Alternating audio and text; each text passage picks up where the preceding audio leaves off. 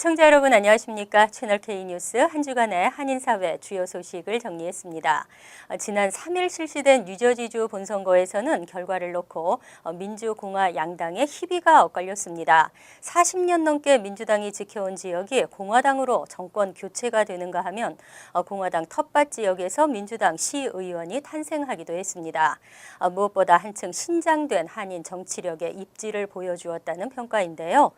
뉴저지주 최초 아시안 여성 프리홀더가 탄생했고 잉그루드 클립스와 클로스터는 한인의 입지가 두터워졌습니다.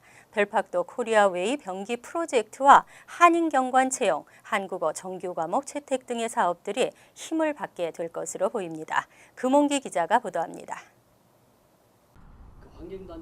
민주와 공화, 한인 시의원 후보들의 맞대결로 관심을 모았던 잉그루드 클립스 지역에서 민주당이 참패했습니다.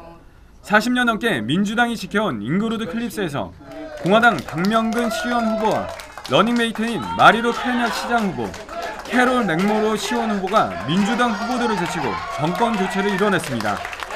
박명근 후보는 25.8%의 득표율로 전체 4명의 시의원 후보 중 1위로 당선됐습니다. 이 지역 민주당 시의원 후보로 나섰던 엘렌박 변호사는 초선 도전에 아쉽게 실패했습니다. 생각보다 많은 한인분들께서 나오셔가지고 타운의 계획과 변화가 있어야 된다는 뜻을 같이 저는 좀 받고 힘내라 그러고 말씀하시는데 정말 너무 기분이 좋았습니다. 뉴저지주 캠든 카운티 프리홀더에 출마한 민주당 수잔신 앵글로 체리 시의원이 한인 최초 뉴저지주 프리홀더로 당선됐습니다. 시의원 4선에 도전한 이종철 팰리세이스 파크 부시장과 재선에 나선 데니스 심 리치피드 시의원은 이번 선거에서 무난히 승리했습니다. 글쎄요, 한인사에 또 획을 한번 또 걷는 그런 기분인데 사선이라고 하는 거는 이제 주민들이 그만큼 이제 많이 좀 또 한 번 더 믿어주신 것 같고 그만큼 책임이 막중하다고 생각합니다. 지난 10년간 민주당 시의원이 전무했던 공화당 텃밭 지역인 클로스터에서는 민주당의 제니정 후보가 초선 도전에 성공하는 쾌거를 이뤄냈습니다. 이번 선거에서 한인 후보들이 대거 출마해 많은 승전보를 올렸지만 뉴저지주 하원 27선거구 공화당 임원규 후보와 포트리 공화당 마가레단 시의원 후보는 아쉽게 고배를 마쳤습니다. 채널 K뉴스 금홍기입니다. 미국에서는 비싼 의료보험비와 병원 진료비가 부담이 돼 한국으로 건강검진이나 병원 치료를 받으러 가시는 분들 많으실 겁니다. 미국에서 사는 한인들도 한국의 건강보험 가입자와 같은 비용으로 치료받을 수 있는 길이 열렸습니다. 금홍기 기자가 소개해드립니다. 미국에 사는 한인들은 한국 방문차 병원 진료를 받는 분들이 많습니다.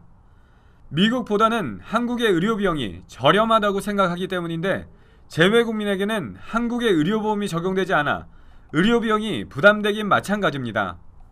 재외 국민들도 한국의 건강보험 가입자들과 동일한 비용으로 전국 지방의료원연합회가 지정한 전국 18개 병원에서 진료를 받을 수 있게 됐습니다.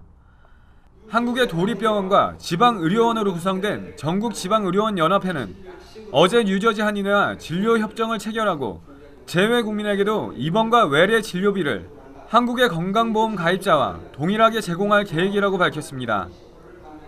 교민들께서도 어차피 한국에 1, 2년, 2, 3년 만에 한 번씩은 들리실 텐데 그때 오셔서 좀 검진 받으시고 가시고 이렇게 해서 정말로 실제적인 좀 도움이 됐으면 하는 바람입니다.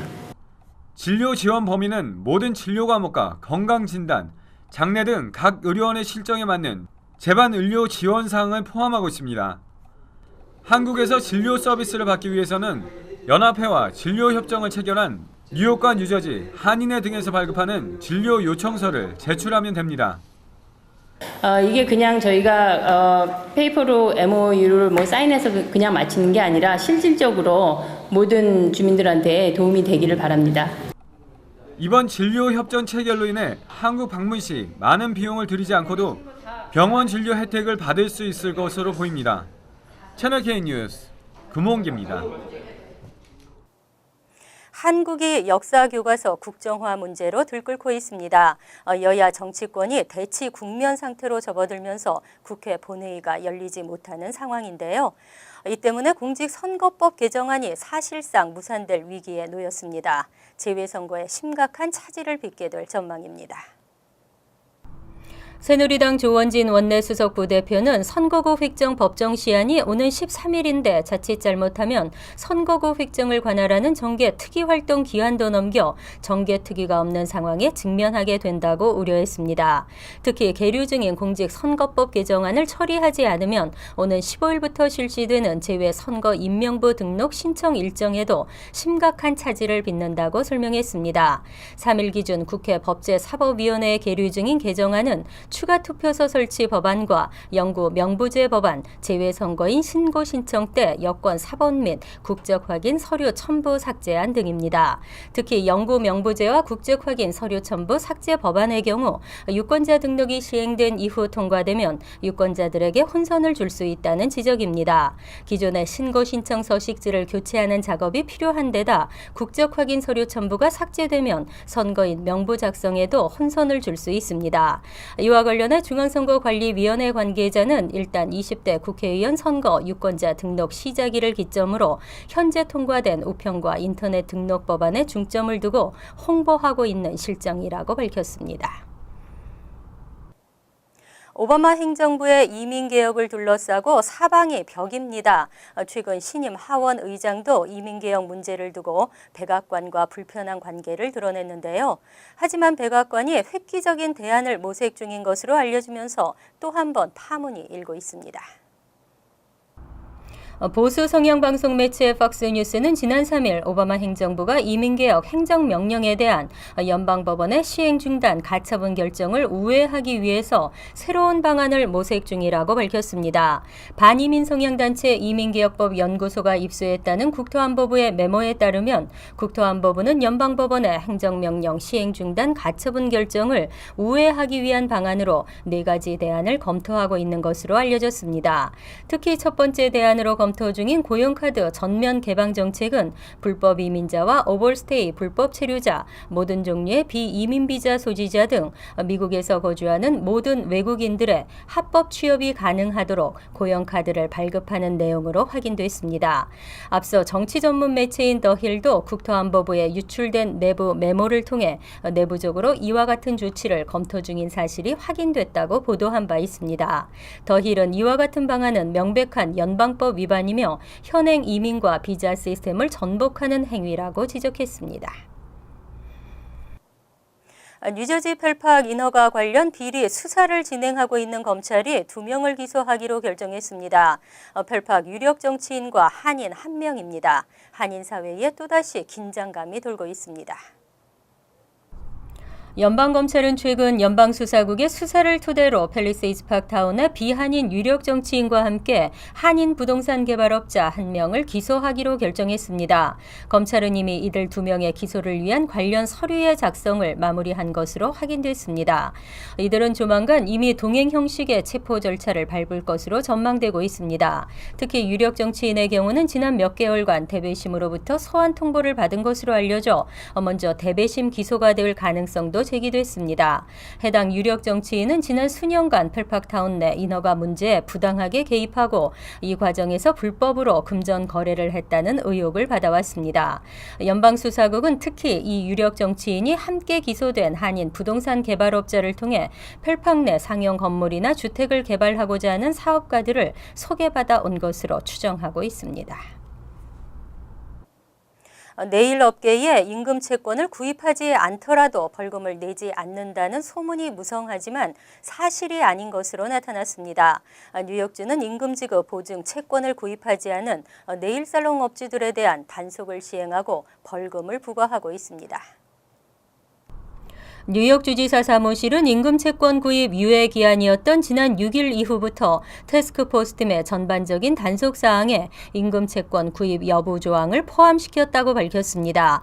특히 임금 채권 구입 규정을 지키지 않은 업소에게는 첫 적발 시 $500의 벌금을 부과하고 두 번째 적발 시 $2,500의 벌금 부과와 영업 중지 및 비즈니스 라이센스를 정지시키고 있다고 강조했습니다. 또 임금 채권을 구입하지 않더라도 벌금을 내지 않아도 된다는 식의 소문은 사실이 아니라고 덧붙였습니다. 주지사 사무실은 임금 채권 신청 대비 승인율이 98%에 달한다며 일부에서 임금 채권을 구입할 채권 회사가 없다고 제기하는 주장을 반박했습니다. 실제로 뉴욕주에 따르면 지난 28일까지 임금 채권 구입 지원서는 총 3,074건이 접수됐고 이 중 2,835건이 승인을 받았습니다. 알폰소 데이빗 뉴욕 주지사 법률 고문은 만일 크레딧 히스토리가 없거나 자산이 부족해 임금 채권 구입에 어려움을 겪고 있다면 뉴욕주 태스크포스나 노동국, 재정국과 주지사 사무실 등 관련 기관에 도움을 요청할 수 있다고 당부했습니다. 뉴욕시에서는 구인 시 결혼 여부나 이민 신분 등을 물을 수 없는데요. 이에 대해서는 잘 알고 있으면서도 성적 고형 차별에 대해서는 잘 몰라 벌금을 무는 경우가 많았습니다. 하지만 앞으로 성적 고형 차별에 대한 처벌이 다소 완화됩니다. 뉴욕시는 현재 구인 광고에 여성이나 남성을 뜻하는 단어가 들어갈 경우 고형 차별로 규정하고 벌금을 부과하고 있습니다.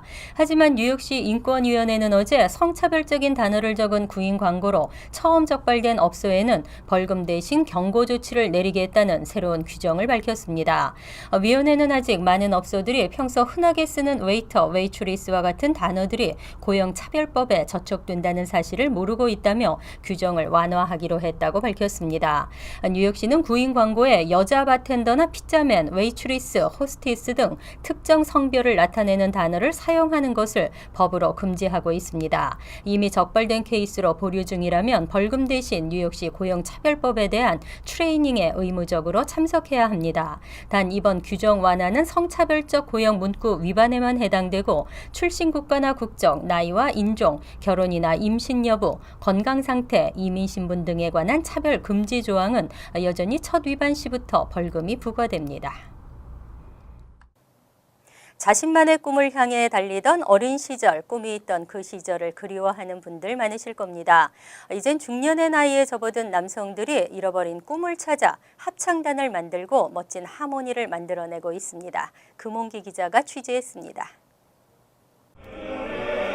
늦은 저녁 뉴저지 잉그리드 클립스에 위치한 한 스튜디오에서는 합창 연습이 한창입니다. 혼자 노래를 부를 때와는 달리 음정과 박자, 신경을 써야 되는 게 한두 가지가 아닙니다. 30대 후반부터 60대까지 다양한 삶을 살고 있는 한인 남성들이 음악을 사랑했지만 포기할 수밖에 없었던 자신의 꿈을 이루기 위해 카마라타 남성 합창단을 만들고 어릴 적 잃어버린 꿈을 되찾아가고 있습니다. 하고 싶었던 거, 노래. 노래로 노래를 좋아하고 노래를 전공한 사람들 모여가지고 마음을 모으고 그다음에 또 뜻도 맞으니까 이렇게 조화가 잘 되니까 화음으로 나오니까 너무 멋있죠. 카메라타 남성 합창단이 웅장하고 멋진 하모니를 만들어내는 데는 전문 음악인들의 재능 기부도 한몫 거들고 있습니다. 한국교향악단 사상 최연소로 충남 도리교향악단 지휘자와 음악 감독을 지닌 이병훈 씨가 합창단의 지휘봉을 잡고 각 파트마다 성악가들이 참여해 전문가 못지않은 하모니를 만들어내고 있습니다. 이민 생활 하면서 다들 아시겠지만 일주일에 한 번을 시간을 빼서 하기가 좀 어려운데 그거를 일주일에 한 번씩 꼭 안 빠지고 모든 일을 제쳐두고 나오시는 열정 때문에 제가 감동을 받고 저도 더 열심히 노력하게 되죠. 합창단은 창단 연주회를 시작으로 음악을 접하기 힘든 소외 계층을 위한 찾아가는 음악회도 마련할 계획입니다. 합창단의 첫 공연인 창단 연주회는 오는 12월 6일 뉴저지주 잉그리드 클립스 MB 팩토리에서 열립니다. 채널K 뉴스 금홍기입니다. 한국어는 전 세계에서 13번째로 많이 쓰고 있습니다. 미국 내에서도 가정에서 한국어를 쓰는 가정이 소폭이지만 증가세를 보이고 있습니다. 최근 센서스 조사에서는 가정에서 한국어를 사용하는 사람들의 수가 이민자 언어들 가운데에서 6번째로 많은 것으로 나타났는데요. 하지만 한인들의 영어 구사력은 타민족과 비교해 월등히 떨어졌습니다. 한국에서 온 친척을 도와주려다 오히려 영어를 더 잘하더라는 이야기를 듣습니다. 영어 구사력을 이민 연륜의 탓으로 어순으로 너무 바빠서 등등의 이유를 대기에는 만족스럽지가 않습니다.